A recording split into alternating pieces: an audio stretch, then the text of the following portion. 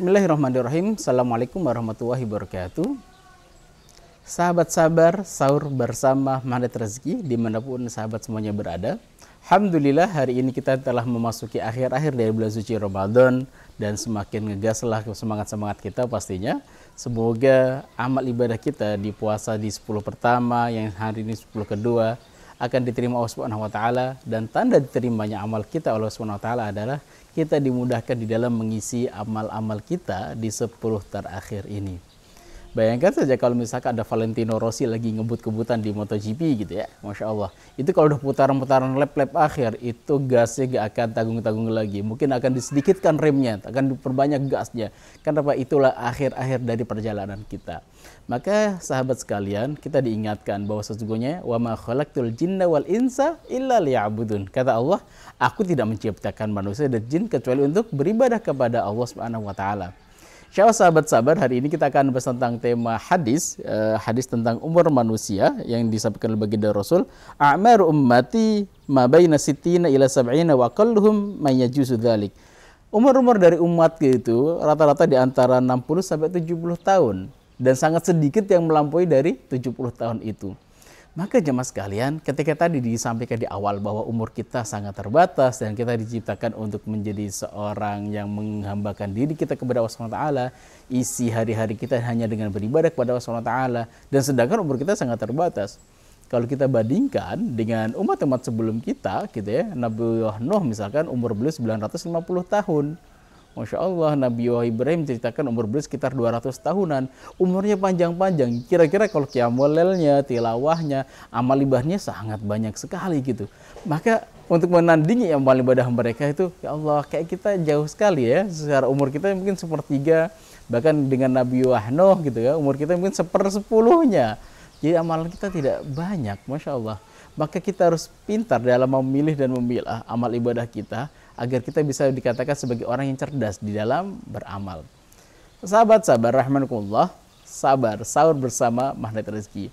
Semoga sahur kita sambil Bapak Ibu semuanya menyeduh tehnya, makan nasinya gitu ya, sambil dengerin materi ini, semoga nilai manfaat yang tersampaikan.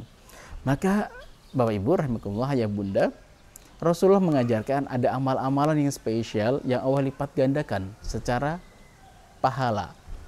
Kita dapatkan misalkan ketika orang sedang sholat berjamaah, itu lebih baik 27, lebih baik 27. Khair, kata khair itu berarti lebih baik, bukan berarti sama. Khairun min 27, lebih baik daripada 27 derajat ketika orang sholat sendirian.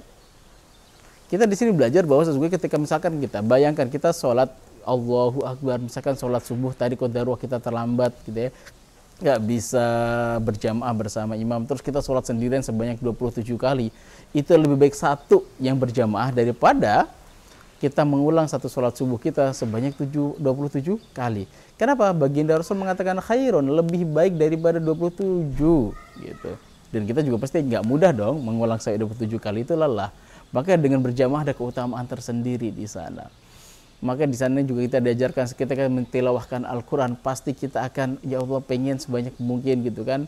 Kenapa? Setiap hurufnya ada 10 kebaikan, yang mana masih dirahasiakan kebaikan itu. Apa jenis dari kebaikan itu? Apakah satu kebaikan itu setara dengan misalkan mobil Fortuner? Bisa jadi akan lebih baik lagi. Sedangkan itu baru satu huruf. Kalau Bismillahirrahmanirrahim ada 19 huruf di sana. Kalau kita khatam Al-Quran kita, Masya Allah, itu berapa ribu kebaikan yang akan Allah titipkan bagi kita semuanya. Baik, jemaah rahimakumullah, yuk kita ada amal-amalan yang baginda Rasul ajarkan. Amalannya kecil tapi nilainya besar. Dan nilai besar dari mana? Dari rahmat dan cintanya Allah gitu. Kenapa? Allah senang banget dengan amalan itu. Dan itu hak prerogatif Allah gitu. Maka Bapak Ibu rahimakumullah, kata dalam ulama mengatakan laisal aqil ladzi ya'lamul khair minasyarr. Bukanlah orang yang berakal yang dia bisa mengerti antara khair wa syarr. Beda-bedain. Bapak suka coklat atau suka pup kambing misalkan. Ya saya suka coklat lah, itu normal. Orang berakal bukan beritu. Orang berakal adalah orangnya wa innamal aqil, orang yang berakal adalah alladzi ya'lamul khair khairan wa syarr syarran. Orang yang berakal adalah orang yang mengetahui kebaikan, dua kebaikan. Jadi mana yang lebih baik di antara dua kebaikan atau keburukan di antara keburukan yang ada. Mencari yang lebih ringan secara keburukan. Berarti ada dua kebaikan, yang mana dua kebaikan ini harus kita pilih, nggak bisa melakukan keduanya.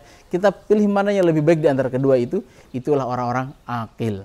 Nah, banyak amalan-amalan yang telah wajarkan kepada kita melalui baginda Rasulnya, yang mana amalan ini ada yang amalan pahala A, B, C, D gitu ya. Walaupun kita sampai sekarang juga nggak tahu nilai dari pahala itu seberapa besarnya, itu rahasia Allah Subhanahu wa taala. Tapi baginda Rasul menyampaikan tentang keutamaan-keutamaan sebuah amalan. Yuk kita ambil amalan yang terbesar di antara amalan yang pernah ada. Contohnya misalkan gini, ada di antara sahabat-sahabat kita yang sehari ini sudah berangkat menuju ke Tanah Suci untuk melaksanakan umroh Ramadan gitu kan. Umrohnya ke aja hajin ma'a Rasul, seperti pahala haji bersama baginda Rasul gitu kan. Mereka pengen full mengisi 10 malam terakhirnya di Masjidil Haram dan Masjid Nabawi dengan amalan-amalan terbaik, setiap sholatnya dilipat gandakan di sana. Maka baginda Rasul pernah menyampaikan, sholatun fi masjidi hadza afdal min sholat di masjidku ini, kata baginda Rasulullah, itu lebih baik daripada 1000 sholat di masjid yang lain kecuali Masjidil Haram. Loh, kenapa Masjidil Haram ya Rasulullah? Karena di Masjidil Haram keutamaannya itu 100.000 kali lebih besar daripada di masjid yang lain. Bayangkan kita Allahu Akbar, sholat subuh kita di masjid yang lain gitu, di masjid kita hari ini di sini, itu ya bernilai kebaikan tadi. Sholat itu ketika berjamaah ada 27 derajat. Tetapi ketika Allahu Akbar, kita sholat subuh di mana? Di Masjidil Haram, dilipat gandakan sampai 100.000 kali. Loh kok gitu? Ya itu terserah Allah, karena Allah mencintai setiap hambanya yang datang ke situ untuk sholat di sana. Maka curahan cerita dan rahmat Allah itu Allah berikan pada orang-orang yang melaksanakan umroh dan ataupun haji. Ketika di Masjidil Haram Allah lipat gandakan pahala bagi mereka. Maka ini hak prerogatif Allah yang Allah berikan. Dan yang kedua, poinnya adalah ketika kita bisa mengamalkan hal itu, Masya Allah, kita umur kita pendek tapi nilainya besar. Bayangkan gitu kan, kita punya emas sebesar ini, sebesar jempol saya misalkan, dengan tembaga yang mungkin sama-sama kuning gitu, atau kuningan yang sama kuning, yang besarnya sama. Tapi ketika nanti ditimbang, oh timbangannya sama beratnya. Tetapi kenapa nilai emas lebih besar daripada nilai kuningan? Ya betul, karena emas memiliki nilai yang berbeda daripada kuningan. Bentuknya mungkin sama, tapi ternyata orang mencintai emas lebih tinggi daripada kuningan. Makin disampaikan adalah Allah mencintai orang-orang mengamalkan A, B, C, D-nya di antara amal-amalan yang telah Allah tetapkan. Sholat di Masjidil Haram, sholat di Masjid Nabawi, sholat secara berjamaah, itu amalan-amalan yang Allah cintai. Maka yuk kita pilih-pilih kembali, bisa jadi amalan-amalan kita itu banyak sampai kita nggak bisa melaksanakan semuanya. Habis itu kita pilih mana yang terbaik, yang terindah, yang membuat Allah semakin ridho dengan kita semuanya. Atau contoh misalkan Lailatul Qadar, ada satu malam yang mana malam itu lebih baik daripada 1000 bulan.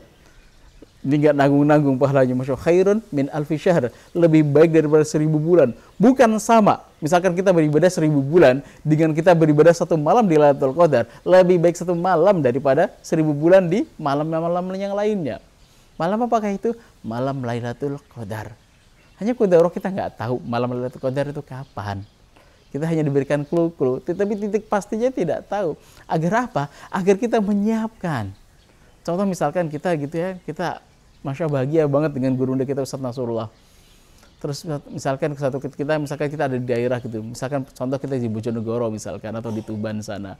Terus Ustadz Nas bilang, Pak, Bu, pekan depan saya mau ke Bojonegoro ya, atau ke Tuban. Itu kapan Ustadz? Waktunya Ustadz? Insya Allah pekan depan. Lu jamnya jam berapa Ustadz? Enggak. Oh jam pekan depan insya Allah saya ke sana.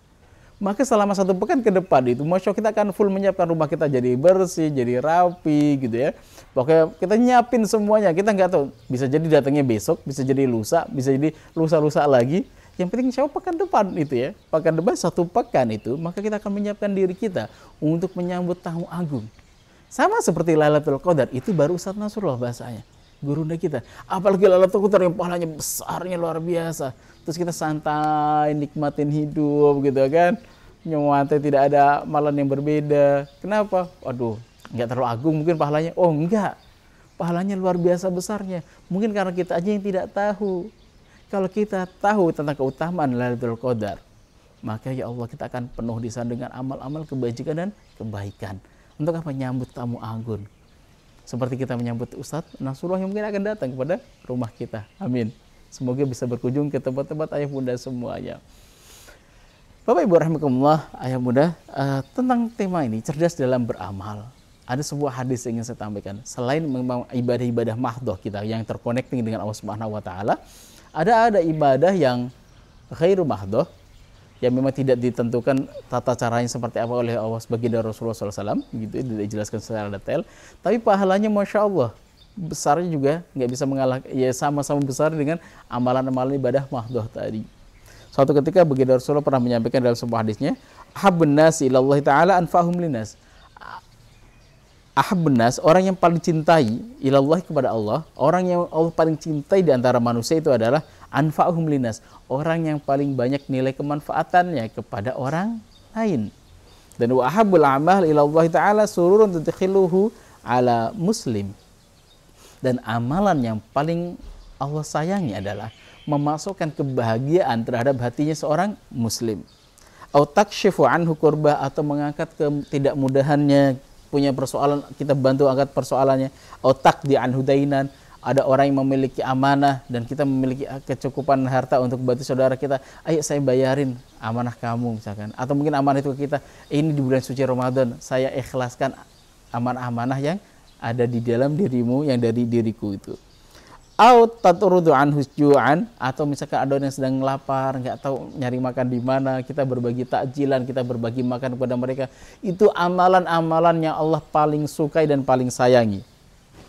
Wali'an amshi, dan baginda Rasul memberikan sebuah contoh. Wali'an amshi ma'akhi fi hajatin, ketika aku berjalan bersama saudaraku dalam sebuah hajatnya, dia butuh bantuan, aku jalan bersama dirinya, membantu hajat-hajatnya. Ahabbu layya, kata baginda Rasul, lebih aku sukai, lebih aku cintai min an a'takifa fi hadzal masjid, daripada aku itikaf di masjid ini, fi hadzal masjidil Madinah syahron, selama 1 bulan. Baginda Rasul memberikan contoh perbandingan membantu saudara kita dengan di sisi lain di sini beritikaf selama 1 bulan, itu diperbandingkan oleh baginda Rasul. Rasul lebih mencintai membantu saudaranya yang satu tadi memiliki hajat, kita bantu, itu lebih Rasul cintai daripada itikaf selama satu bulan. Bayangkan, berarti menunjukkan bahwa pahala membantu saudara itu nilainya tingginya luar biasa. Masya Allah gitu. Bahkan tanpa ingin merendahkan dimanapun posisi kita berada gitu kan. Sedang kalau Rasul selalu melaksanakan itikaf, ya itikaf itu pahalanya besarnya luar biasa. Dalam itikaf itu mungkin kita akan mendapatkan inspirasi kebaikan untuk berbuat A, B, C, dan D. Mungkin termasuk diantara kita beritikaf, ada satu momen kita memang wajib beritikaf. Dan Rasulullah biasanya beritikaf di 10 malam terakhir, belum mengencangkan sarung-sarung beliau beritikaf membuat tenda sendiri di masjid. Untuk apa? Agar tidak didatangi oleh para sahabat untuk ngobrol dengan Rasulullah. Rasulullah pengen bersama Allah gitu kan, memperbanyak munajat kepada Allah Subhanahu wa taala. Itu nilai keutamaan dari itikaf sangat-sangat besar. Tapi di sini Rasulullah menyampaikan bahwa jangan sampai itikaf kita menjadikan kita mengangkat tangan dari membantu saudara kita. Maaf ya, saya nggak bisa ya, saya sedang itikaf. Tidak seperti itu ciri seorang muslim. Seorang muslim akan membantu saudaranya dalam keadaan apapun. Bahkan tadi diperbandingkan, saya sedang itikaf ya Rasulullah, mohon maaf ya, ternyata nilai bantuan kita kepada orang lain ternyata nilainya lebih tinggi daripada nilai itikaf itu. Tapi juga tidak tepat saya kira ketika orang mengatakan saya nggak itikaf, saya bantuin orang saja, habis itu kenapa saya pengen dapat lebih baik daripada itikaf. Tidak seperti cara memahaminya. Qadarullah-nya, kalau memang waktunya ada waktu kita beritikaf, alhamdulillah bismillah, niatkan untuk itikaf, ada kebaikan di sana. Tapi qadarullah jika itikaf itu harus berbarengan, misalkan satu sisi kita itikaf, satu sisi lain ada orang tua kita butuh bantuan kita, dan kita mengatakan mohon izin ya ayah bunda, saya sedang itikaf nggak bisa bantuin ayah bunda. Oh masya Allah, kita rugi besar di sini. Ada keutamaan yang lebih besar, yaitu ketika kita membantu saudara-saudara kita ataupun orang-orang sekitar kita. Dan inilah nilai tadi disampaikan oleh baginda Rasul, ada nilai kebaikan ketika kita membantu saudara-saudara kita. Hari ini kami di pesantren baru saja di sini di tempat yang sama ini kami melaksanakan ikrar wakaf. Masya Allah gitu kan. Terima kasih seluruh donatur yang telah berikrar wakaf, telah mewakafkan sebagian hartanya untuk dibelikan tanah 1 meter, 1 meter, 1 meter, terkumpullah 1.700 meter.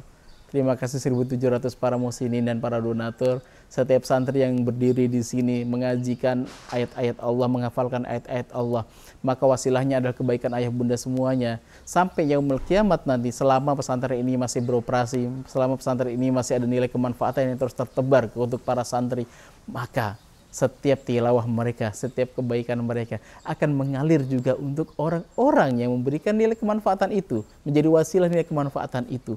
Itu para donatur yang telah mewakafkan 1 meter untuk tanah dan bangunannya. Maka ada satu hadis yang mungkin insya Allah kita sudah menghafalkan ini semuanya. Idza matal insan in qata amalu, ketika seorang hamba itu meninggal, maka semua amalnya terputus. Illa min salasatin, kecuali dari 3 hal itu. 1, illa min shadaqatin jariyah, dari sedekah jariyah. Sedekah jariyah itu apa? Maksudnya jariyah itu artinya mengalir. Mengalir apa? Mengalir kebaikannya. Mengalir kebaikan itu tidak hanya dalam misal ini. Kita lagi viral di banyak yang wakaf Quran sebagainya. Iya, itu kebaikan. Tapi juga nggak salah ketika kita misalkan membuat jalan gitu kan. Jalan kita halusin biar orang ketika lewat di situ masya Allah ada pahala juga mengalir di sana. Atau misalkan kita ada orang tetangga kita tidak memiliki akses jalan, kita bukakan akses jalan untuk mereka. Itu setiap langkah itu oleh mereka, itu ada sedekah jariyah. Selama tempat itu masih punya nilai manfaat, maka selama itu pula menjadi amal jariyah bagi setiap orang yang berikan nilai kemanfaatan itu. Kedua, au ilmun yuntafa. Orang yang sudah meninggal tapi ilmunya masih bermanfaat. Hari ini kita bahas misalkan dari hadis-hadis yang ada di kitab Riyadhus Shalihin, Imam Nawawi. Masya Allah, ini kitab kedua setelah Al-Quran yang paling banyak dibaca oleh orang seluruh dunia. Tersebar di mana-mana kitab beliau, Riyadhus Shalihin, dan karangan-karangan beliau, karya-karya beliau, Masya Allah, luar biasa. Nilai kemanfaatannya tersebar di mana-mana. Hari ini kalau misalkan hari ini kita membahas tentang satu hadis yang ada dalam kitab Riyadhus Shalihin yang telah beliau syarahkan, beliau jelaskan dalam kitab itu. Walaupun beliau sudah meninggal beratus tahun yang lalu, sampai saat ini ketika kita mengkaji ayat-ayat beliau, ayat-ayat Allah SWT dan mengkaji hadis-hadis Rasulullah melalui kitab beliau, maka nilai kemanfaatan kebaikan terus akan mengalir untuk para pengarangnya. Ilmu-ilmu yang bermanfaat tadi mengalir. Untuk Ustadz Nasrullah yang telah menggoreskan, telah meramu dengan begitu indah ilmu magnet rezeki. Mungkin suatu hari ketika Ustadz sudah meninggal, Masya Allah, pahala terus mengalir gitu kan. Ketika ilmu itu terus mengalir untuk para CTMR, orang-orang yang telah mengamalkan ilmu ini, keluarganya semakin harmonis, anak-anak semakin sayang dengan orang tuanya, orang tua semakin sayang dengan anandanya. Setiap kebaikan-kebaikan itu akan mengalir terus kepada orang yang menjadi wasilah ilmu tadi tersampaikan kepada kita yang mengamalkannya. Dan ketiga adalah awaladin salihin yad'ulah, ataupun ada seorang anak yang mendoakan kedua orang tuanya. Ulama menjelaskan di sini, apakah harus anak biologis, Ustaz? Tidak, ternyata. Anak-anak itu bisa jadi anak-anak asuh, bisa jadi anak tetangga yang kita sekolahkan. Ibunda Asiyah, istri dari Fir'aun, la'anatullah alaih, itu tidak memiliki momongan, tapi belum menjadi satu di antara 4 wanita terbaik yang menjadi pimpinan ahli syurga. Apa yang dilakukan Ibunda Asiyah? Yang dilakukan Ibunda Asiyah adalah diantaranya kebaikan beriman kepada Allah SWT dan merawat seorang bayi mungil yang bernama Musa. Apakah itu putranya sendiri? Tidak. Itu putra orang yang dirawat oleh oleh Ibunda Asiyah. Kebaikan tadi Allah terima kebaikan itu dan menjadikan beliau dimuliakan gitu ya. Selain tema tentang keimanan beliau kepada Allah SWT, keistiqomahan beliau dalam menjaga keimanan itu, walaupun menjadi istri seorang yang terlaknat Fir'aun laknatullah alaih, beliau tetap menjaga keimanannya dengan baik dan Allah ridhoi dan Allah jadikan beliau sebagai satu di antara pimpinan ahli syurga. Yang menarik garis bawahin adalah bisa jadi itu anak itu bukan anak biologis kita, tapi kita mendidik mereka. Misalkan di musola kita melakukan pendidikan pada anak-anak membaca Iqra gitu kan, para guru-guru ngaji di TPQ, di musola-musola, di surau-surau. Oh mungkin anak kita satu, tapi di surau itu ada 100 orang, Masya Allah, itu anak kita semuanya. Ketika mereka nanti setelah itu mereka mentilawahkan ayat-ayat Al-Quran, setiap kebaikan yang terucap dari mereka, mendoakan mereka pada orang tuanya gitu kan, maka itu ada kebaikan terus mengalir pada kedua orang tuanya itu. Dan kami juga mengajak di sini pesantren ada wali asuh, secara mereka punya orang tua masing-masing, anak-anak ini ada anak-anak yatim, anak duafa gitu kan, tapi untuk mensupport kebutuhan pendidikannya, Masya Allah, yuk kita ngambil keberkahan itu, kita asuh mereka secara pendidikan. Kebutuhan pendidikannya apa? Butuh buku, butuh seragam, butuh konsumsi sebagainya, kita cover Setelah ini kita nanti suatu hari anak-anak santri ini yang menjadi penghafal Quran di sini, suatu hari menjadi seorang ustadz, seorang syekh, seorang ulama gitu kan, memberi punya pesantren selanjutnya, anak-anak yang memiliki pesantren yang lainnya, itu masya Allah domino pahala yang terus mengalir dari banyak celah gitu kan. Dari mana wasilahnya dulu? Dari kita ketika kita memberikan donasi, kita mendidik satu di antara anak orang atau bisa jadi anak kita sendiri untuk kita didik, dan ketika mereka berdoa kepada Allah SWT, doa itu akan terus mengalir untuk kita. Maka Bapak Ibu rahimahullah, yuk kita cerdas di dalam beramal kita, di dalam utama ubudiyah kita ambil amal-amalan yang terbaik, dan pastikan nilai keikhlasan dan cinta itu dijadikan nomor satu. Karena amalan apapun jika didasari atas nama cinta, baik itu amalan besar ataupun kecil, cinta terhadap Allah SWT itu menjadi amalan yang sangat besar. Ada seorang sahabat, menarik sekali kisah ini.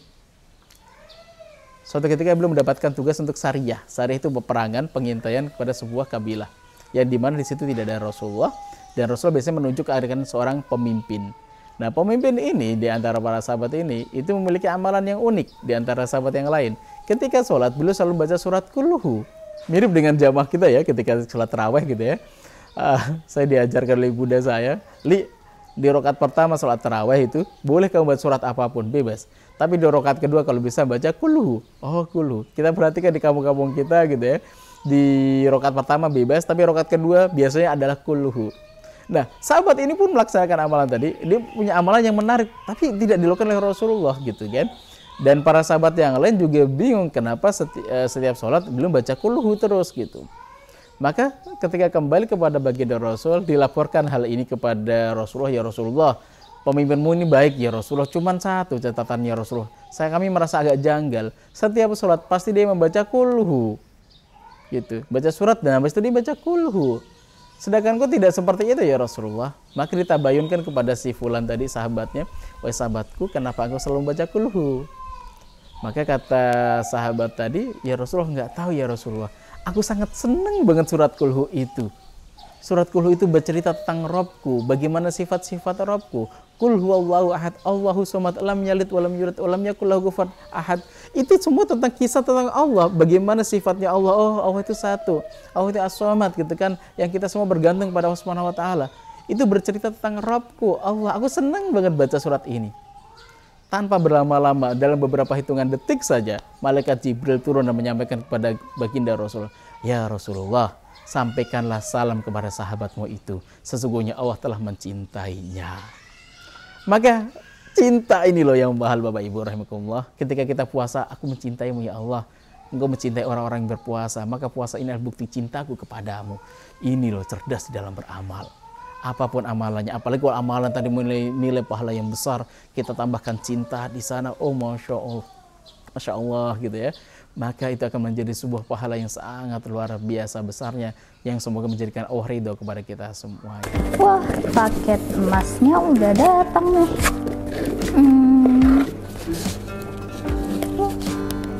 Wah, desainnya bagus-bagus ya. Dapat apa lagi nih? Amplop ini, oh ada kartu ucapannya juga ternyata. Coba dipasang. Oke.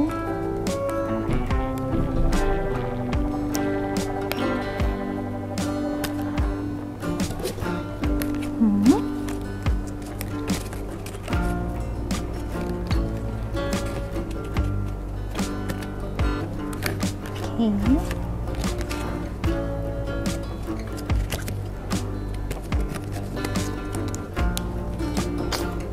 simple ya, nggak perlu cari kartu ucapan lagi.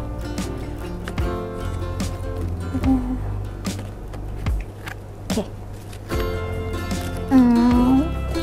Ini enaknya buat siapa ya?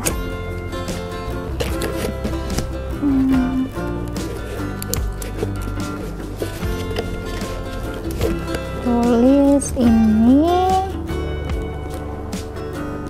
untuk ibu Dear Ibu, Happy Idul Fitri. Oke, ini untuk Ibu. Terus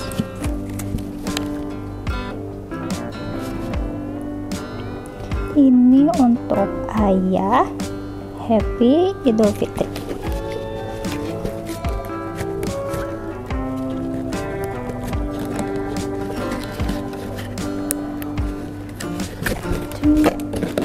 Terus yang duanya lagi untuk adik.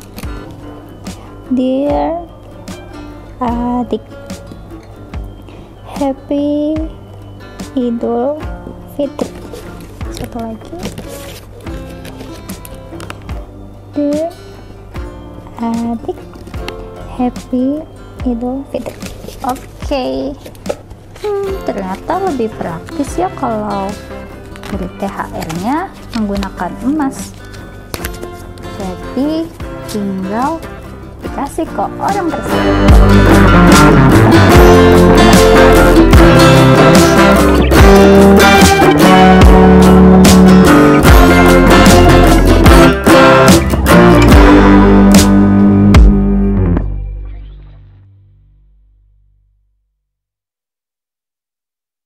Baik, Bapak Ibu Ayah Bunda semuanya, selamat menikmati sahurnya. Ya mungkin bentar lagi beberapa menit ke depan akan imsak. Semoga sahur ini memberikan kekuatan pada kita semuanya untuk mengisi hari-hari kita dengan cinta dan rahmat Allah Subhanahu wa taala. Amalan-amalan yang membuat Allah ridho kepada kita, semoga Allah mudahkan kita untuk mengisinya. Baik, Ayah Bunda rahimakumullah, di penutupan dari materi sabar kita sahur bareng Mahanet Rezeki ini, izinkan saya menyampaikan tentang mungkin khulasah gitu ya, rangkuman dari materi yang disampaikan. Pertama tentang yuk kita pilih amalan-amalan terbaik. Kita tidak bisa mengisi amal kita dengan semua amalan yang ada. Maka orang-orang cerdas adalah orang yang bisa memilih di antara dua kebaikan. Ada kebaikan A dan B gitu ya. Mana di antara kedua itu yang semakin membuat Allah rindu dan cinta pada kita.